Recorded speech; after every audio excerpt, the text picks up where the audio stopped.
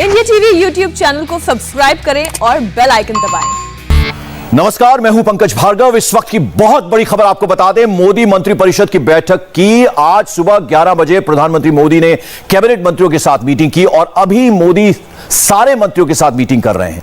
सारे मंत्रियों का मतलब है कैबिनेट मंत्री, स्वतंत्र प्रभार राज्य मंत्री और राज्य मंत्री भी इस बैठक में शामिल है। कोरोना की दूसरी लहर के बाद पहली बार मंत्रिपरिषद की यह पहली बैठक हो रही है। यह मीटिंग वीडियो कॉन्फ्रेंसिंग के जरिए हो रही है। मंत्रिपरिषद की इस बैठक में प्रधानमंत्री नरेंद्र मोदी मंत्रियों से उनके कामकाज पर चर्चा करेंगे। हर मंत्री अपने डिपार्टमेंट की रिपोर्ट पीएम के सामने पेश करेंगे।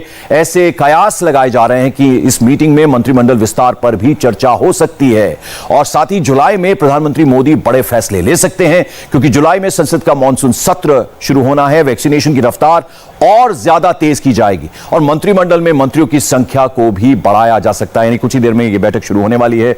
वर्चुअली प्रधानमंत्री इसको संबोधित करेंगे। तमाम मंत्रियों के साथ यह बैठक हो रही है और जो तमाम कामकाज किए गए हैं उसके बारे में भी चर्चा की जाएगी। हमारे सीनियर एडिटर देवेंद्र पराशर हमारे साथ जुड़ गए हैं। देवेंद्र, क्या जानकारी इस बैठक के बारे में?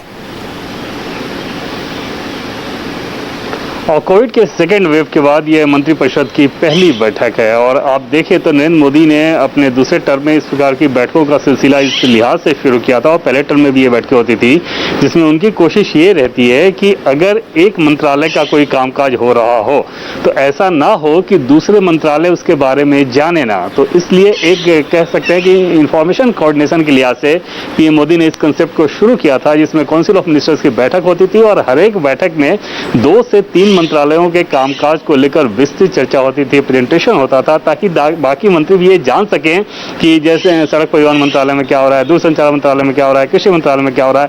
ये एक आइडिया था जिसके तहत ये रेगुलर हर कुछ महीने के अंतराल पे काउंसिल ऑफ मिनिस्टर्स की मीटिंग होती थी। कोविड के दौर में वैसी बैठकें बंद हो गई थी। आज सेकेंड वेव के बाद ये पहली बार ऐसा हो रहा है कि मोदी मंत्रिपरिषद की बैठक हो रही है और जाहिर तौर पर ऐसे में नजरें इस बात पर टिकी रहेगी कि पीएम मोदी उन मंत्रियों को, खासतौर पर जो राज्य मंत्री हैं जो कि कैबिनेट की बैठक में नहीं आते हैं, उन्हें क्या कुछ संदेश देते हैं कि कैसे कोरोना के बाद का आगे का जो दौर है उसमें अपने मंत्रालय के कामकाज को कैसे तेजी से बढ़ाना है, क्या क्या फोकस एरिया होना चाहिए, किस प्रकार की कार्यशैली वो बदले हुए माहौल में अपनाएं ताकि ज्यादा बेहतर रिजल्ट आ सके। इन सारी चीजों को लेकर निश्चित तौर पर एक गाइडिंग प्रिंसिपल पीएम मोदी आज क्या दे रहे हैं उन मंत्रियों को, इस पर नजर टिकी रहेगी। और उसमें देखना यह भी होगा कि प्रधानमंत्री नरेंद्र मोदी क्या कोई टास्क भी देते हैं उन लोगों को। और क्योंकि इस बैठक के एजेंडा के बारे में जब हमने कुछ मंत्रालयों में मंत्रियों को टटोला तो उनका कहना था कि हमें कोई एजेंडा नहीं बताया गया। तो जाहिर तौर पे पहले जो बैठकें होती थी उसी सिलसिले में, उस कड़ी में इसको आगे देख सकते हैं। हाँ, क्योंकि माहौल बदला हुआ है, कार्यशैली बदली हुई है, अब आपके रिजल्ट डिफरेंट तरीके के हो चुके हैं।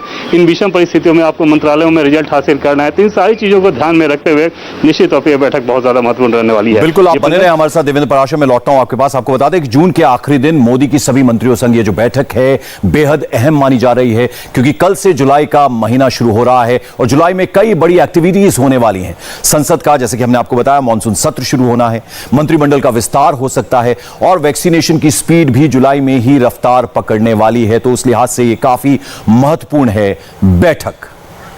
तो संसद का, जैसे कि हमने आपको बताया, मॉनसून सत्र शुरू होना है, वैक्सीनेशन की गति जुलाई में बढ़ने वाली है। 33 करोड़ अभी तक वैक्सीनेशन हो चुका है, उसके अलावा उसको बढ़ाया जाएगा और चूंकि मंत्रिमंडल का विस्तार होना है तो उस लिहाज से भी बेहद महत्वपूर्ण यह मानी जा रही है बैठक। कई दिनों से अटकलें ऐसी लग रही हैं कि मोदी अपने मंत्रिमंडल का विस्तार कर सकते हैं। इसको लेकर भी कई तरह के कयास लग रहे हैं, कई नाम चर्चा में हैं और ऐसे में यह है कि जल्द यह मंत्रिमंडल का विस्तार हो सकता है। मौजूदा मंत्री जो हैं उसमें से कितने मंत्री हो सकते हैं, प्रधानमंत्री के अलावा कितने मंत्री हो सकते हैं, स्वतंत्र प्रभार राज्य मंत्री कितने हो सकते हैं और राज्य मंत्री कितने हो सकते हैं, तो ये तमाम चीजें जो हैं इसमें चर्चा में हो सकती हैं। और जो बहुत महत्वपूर्ण बात है देवेंद्र, कि मंत्रिमंडल का विस्तार जो है वो हो सकता है, तो कब तक इसकी संभावना? पंकज, इसमें 2 चीजें हैं। एक तो ये कि मंत्रिमंडल का विस्तार का इस मंत्रिपरिषद की बैठक से कोई भी लेना देना नहीं है। हाँ, ये माना जा रहा है क्योंकि मंत्रिमंडल का विस्तार होना ही होना है। दूसरा, सरकार के आला सूत्र लगातार पिछले कुछ दिनों से कह रहे हैं कि वो जुलाई फर्स्ट वीक में कभी भी हो सकता है। हालांकि हो सकता है इस लिहाज से बताया जाता है कि जाहिर तौर पर प्रधानमंत्री नरेंद्र मोदी का प्रेरोगेटिव है, पीएम का विशेषाधिकार है कि वो मंत्रिमंडल का अपने विस्तार करें और इस बारे में कोई भी चीज बाहर नहीं आती। देवेंद्र, प्रोबेबल्स कौन कौन से, अगर उनके नामों के बारे में भी अगर आप थोड़ा आइडिया दें। देखिए, पॉलिटिकल कॉरिडोर में बहुत सारे नाम लगातार चल रहे हैं, लेकिन आपने पहले भी देखा होगा कि खासतौर पे पीएम मोदी की जो कार्यशैली है उनमें से कई बार वो नाम जब सामने आते हैं, खासतौर पे नरेंद्र मोदी सरकार 1 का जो दूसरा एक्सपेंशन आप देखें तो उसमें ऐसे ऐसे नाम आए थे जो इसमें सब कोई हैरान रह गया था। वो नाम लगभग 60 से 70 नाम तब मीडिया में चल रहे थे, पॉलिटिकल कॉरिडोर में चल रहे थे, लेकिन उनमें से लगभग 2-3 को छोड़ दें तो सारे नाम गलत हुए थे, जैसे हरदीप पुरी, अल्फोंस, ये सारे वैसे नाम थे जिन्हें किसी को भी अंदाजा नहीं था, पार्टी के नेताओं को भी अंदाजा नहीं था। और आज भी अगर आप पार्टी के किसी भी नेता से बात करें, चाहे वो राष्ट्रीय नेता हो या प्रदेश के नेता हो, कि आखिर किन नामों को लेकर आपको लगता है कि अगले मंत्रिमंडल में वो जगह पा सकते हैं, तो वो सिर्फ एक अनुमान के आधार पर बताते हैं, स्पेसिफिक जानकारी नहीं है। और वो इस वजह से नहीं है देवेंद्र, ये सवाल इसलिए भी क्योंकि जो प्रोबेबल्स के हम आपसे सवाल कर रहे हैं देवेंद्र, उसमें सर्बानंद सोनोवाल चूंकि असम से उन्हें दिल्ली लाया गया है, सुशील मोदी उनको बिहार से लाया गया है और नारायण राणे ये हैवी वेट्स हैं, इनका नाम हो सकता है। देखिए, ये माना जा रहा है कि ज्योतिरादित्य सिंधिया, सुशील मोदी या संजय जायसवाल में से कोई एक, सर्बानंद सोनोवाल, निश्चित तौर पे नारायण राणे भी हो सकते हैं। तो ये सारे वो नाम हैं जो कि लगभग तय माने जा रहे हैं। लेकिन जैसा कि मैंने पहले आपको बताया कि सरकार के स्तर पे बताया जाए स्पेसिफिक कि हाँ ये नाम हो रहा है, ऐसी स्थिति नहीं है। बड़े बड़े नेताओं की बात मैं पंकज कर रहा हूँ आपको कि वो लोग भी बस अंदाजा लगा रहे हैं। पिछले कुछ दिनों में लगातार कई बड़े मंत्रियों से इस बाबत मेरी बातचीत हुई है और उन्हें भी ये नहीं पता कि अगला मंत्रिमंडल विस्तार आखिर कब होगा, जब होगा तो उनमें से कौन कौन से नाम जगह पाएंगे। हाँ, ये कुछ नाम है, जैसे ज्योतिरादित्य सिंधिया जब आए थे तभी तय कर लिया गया था।